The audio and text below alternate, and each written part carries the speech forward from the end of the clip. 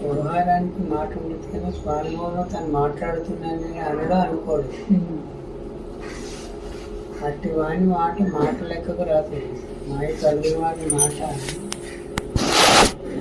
మాయ కలిగిన వానికే తెలుస్తుంది కానీ మాయలో ఉన్న వానికి ఎట్లా తెలుస్తుంది?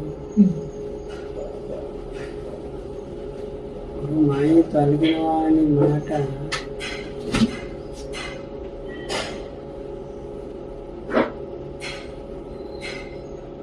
మాయ తిరిగిన తర్వాత ఇక మాట రాదని ఎట్లా చెప్పగలుగుతారు?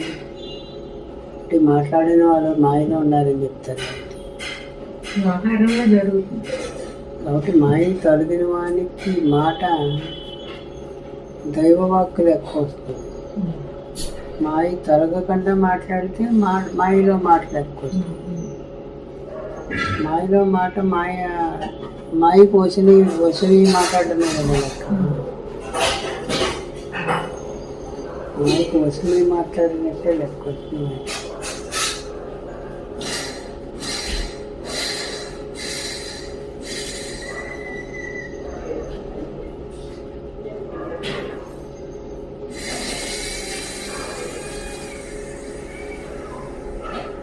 మాయకు వశమైంది లేదని ఎట్లా తెలుస్తుంది మీకు? మీరు మాయలో ఉంటే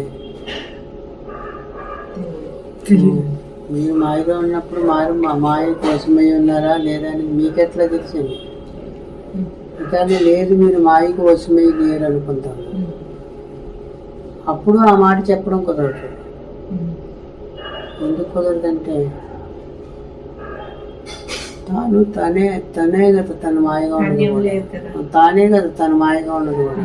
ఇప్పుడు ఎవరితో చెప్తాడు? ఎలా చెప్తాడు? రెండు విధాలు కానీ మీరు పడదు.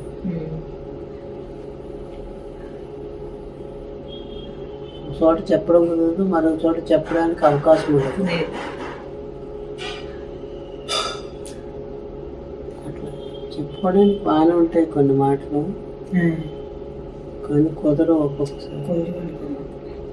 అందుకే అలా మాట్లాడిన మాటలు పనికిరావు మనకి. ఎందుకు పనికిరావు అంటే వారి దగ్గర కూర్చున్న వాటిని ఆ సందర్భంలో వాళ్ళు ఏ మాట చెప్పాలో ఆ మాట చెప్తారు.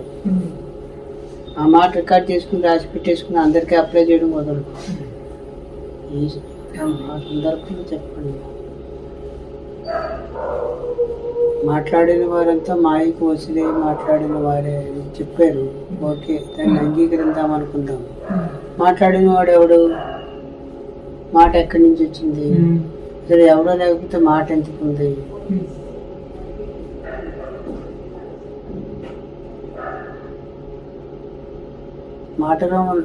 మాట రావడానికి ముందున్నవాడే మాటగా ఉంది. మన దగ్గర ఇంకో మాట కూడా ఉంది.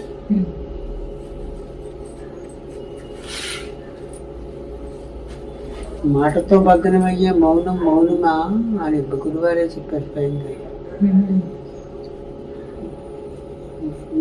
నేను గురువు గారు చెప్పిన మాటలు, నాకు చెప్పిన మాటలనే నేను స్వీకరిస్తాను. లేకపోతే నాకు చెప్పిన మాటగా ఉంటేనే నేను స్వీకరిస్తాను, కానీ ఎవరికో చెప్పిన మాటలు స్వీకరించాను. డైరెక్ట్గా మాట్లాడిన మాటలు ఉంటాయి కదా, అవే చాలు వాళ్ళని.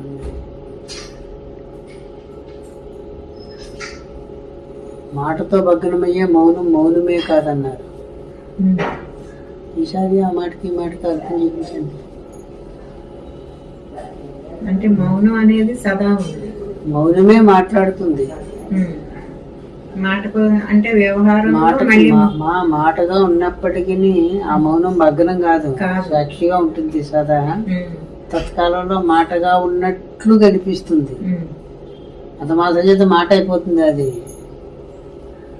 అవదు కదా, మాటతో భగ్నం అవదు కదా. మాట్లాడితే మీ సాక్షిత్వం భగ్నం అయిపోతుందా? సాక్షి అంటే మౌనానికి పర్యాయపదం. సాక్షిగా ఉన్న తత్వము పోయిందా మాట్లాడితే? పోతే మీరు సాక్షి. అది మాట్లాడుతున్నట్లు సాక్షిగా ఉన్న మీరు మాటకొచ్చారు. మాట జరిగింది. మాట జరిగినంత మాత్రంతో సాక్షిత్వం భగ్నం అయిపోయిందా? మరి ఎట్లా వస్తుంది?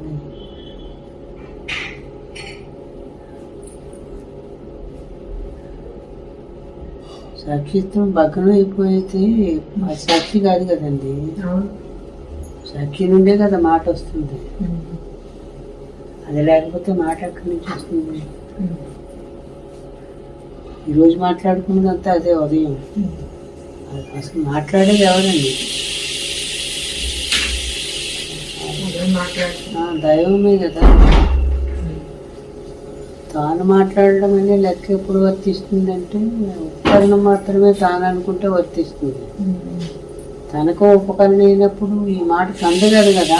తను మాట కాలినప్పుడు మీరు ఎలా లెక్కలేస్తారని కొలతలు మీ కొలతలకి ఎలా అందుతుందని. కొలతలకు అందితే అది దైవవాక్ కాదు. దైవవాక్ అన్నప్పుడు దైవవాకే కానీ నీ కొలతలకి ఎట్లా అందుతుంది?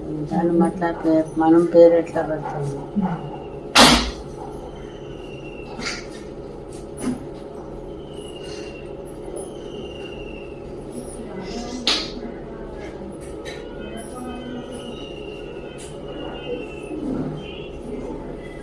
ఇప్పుడు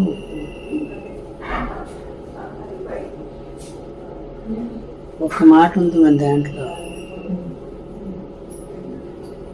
జరిగిపోయింది ఇప్పటిదాకా ఎలా జరిగిపోయింది కదా, అది భగవద్గీత అని. జరుగుతూ ఉన్నప్పుడు మనకు తెలియదు, జరిగిపోయిన తర్వాత భగవద్గీతే కదా. భగవద్గీత అలా ఉందని గుర్తించి ఉండడమే. దాన్ని ఏం కంప్లైంట్ చేయకూడదు. నువ్వు కంప్లైంట్ చేస్తున్నావు అంటే భగవంతుడిగా అంగీకరించడం లేదని అర్థం.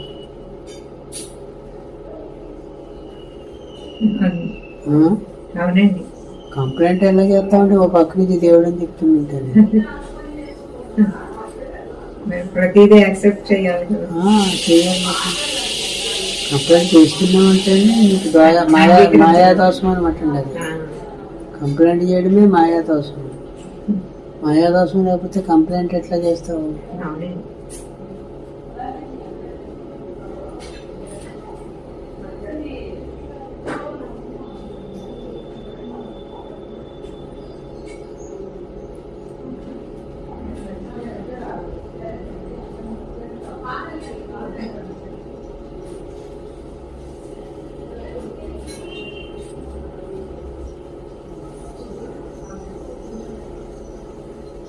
మాట్లాడిన వారు అంతా అన్నారు. మాట్లాడిన వారు అంతా ఎక్కడి నుంచి వచ్చారు? ఒక్కడే మాట్లాడుతున్నప్పుడు అంతా ఎక్కడి నుంచి వచ్చారు? అందులోనే మాయాదోషం ఉంది కదా. నువ్వు అంతా అని చూపిస్తున్నావు ఉంటేనే మాయాదోషం ఉందని అర్థం. అంతా లేదు, ఒక్కడే మాట్లాడుతున్నాడు అన్ని ఉపకరణాల ద్వారా అంటే నేనే కదా నీకు కూడా ఉండేది. నేను ఎన్ని సందర్భాలు చెప్పలేదు గురుగారు.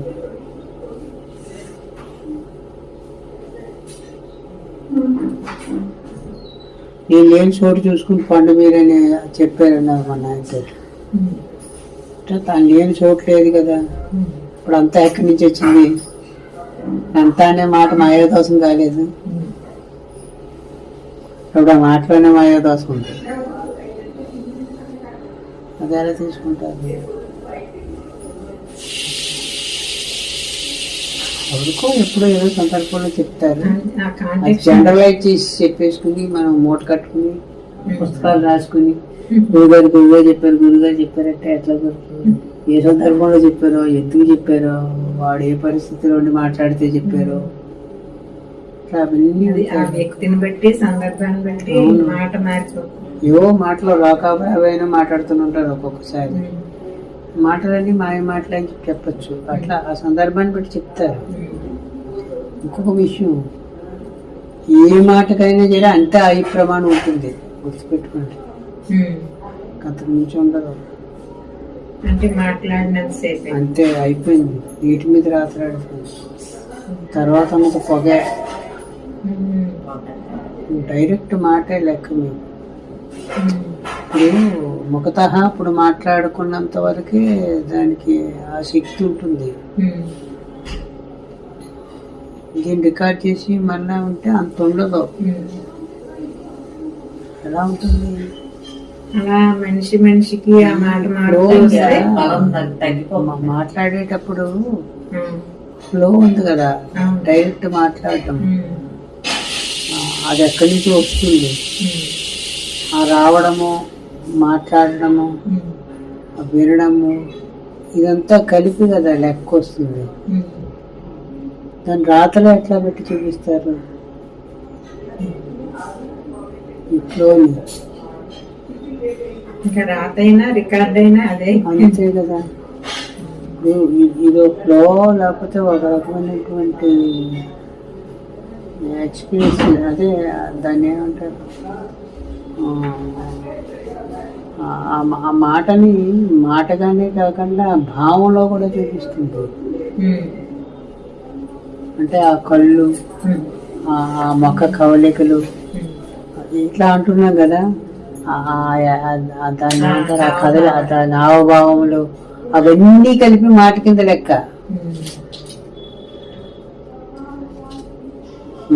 మాట్లాడడం అంటే మాట, ఆ మాట్లాడే విధానము, ఆ మాట్లాడేటప్పుడు మొక్క కవలికలు, ఆ మాట్లాడేటప్పుడు దాని యొక్క ఇదిలా అంటుంది కదా, మనకు కావాలని అనడం లేదు కదా, అదంతా కలిపి మాట కదా. దాన్ని ఎట్లా పుస్తకంలో బంధించారు? అసలు కుదరే కుదరదు, అసంభవం.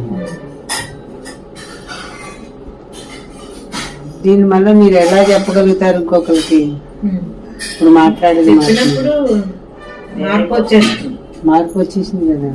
యథాతథంగా చెప్పడం మార్పే కాదు, ఇంకా అది ఉండదు మీకు. ఆ యాక్షన్ నాకే ఉండదు మళ్ళా అని. నేను ఒక మాట్లాడేటప్పుడు మాట్లాడినటువంటి ఆ విధానము, ఆ భావము,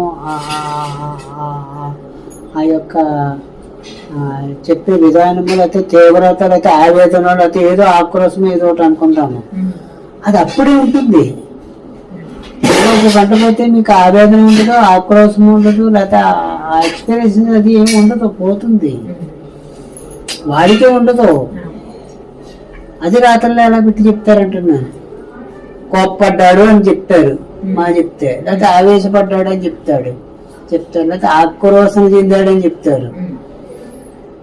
చూపించలేరు ఆక్రోశం ఎలా చెప్తాయి మాటలో, రాతలో.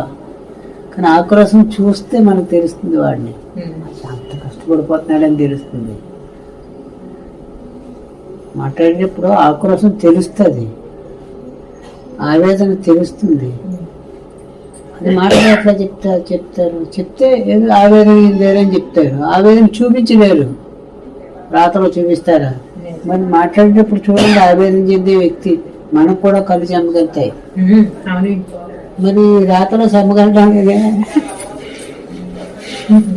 కారణం ఏంటి? రాతలో పెట్టలేని దాన్ని పెట్టడానికి ప్రయత్నం చేస్తున్నాం, మాయాదోషం అనమాట. అదే మాయాదోషం.